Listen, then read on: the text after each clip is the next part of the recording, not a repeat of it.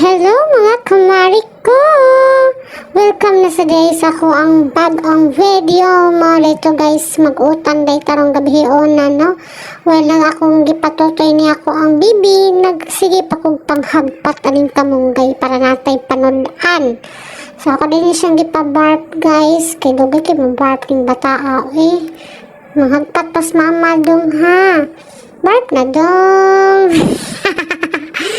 Apo yung paabot ni ay dugay makay mo barp oy gibuhat na nako tanan ha giyog-giyog na tika gibigda na tika sa kundughan di ba gyapon ka mo barp bataa ka oy kadugay mga 10 minutes na siguro ning kuan ba ako na ni ibutang patakilin tika kay para makabarp ka.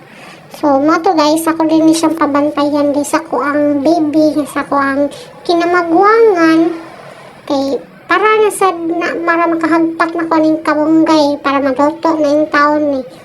Well, nagsige pa siya hilak akong gikon ko niyang kay para mo hilom na yung taon ni bata ay di man gini pabutang. Mahala ka dira, maghagpat ako kay gutom na si mama. Wala na sudan. So mo ta maghagpat sa ta guys kay ngano nagbukal-bukal na siguro tong initubig na akong gikuan. Akong gipainit daan. Well, gibantayan siya sa ihang ate.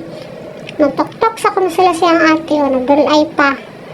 Dara, giwatayan siya siyang ate nga dakog agtang. Akong duha ka baby nga mga dagkog agtang. Asa man din ni maliwat sa inahan nga dakog agtang.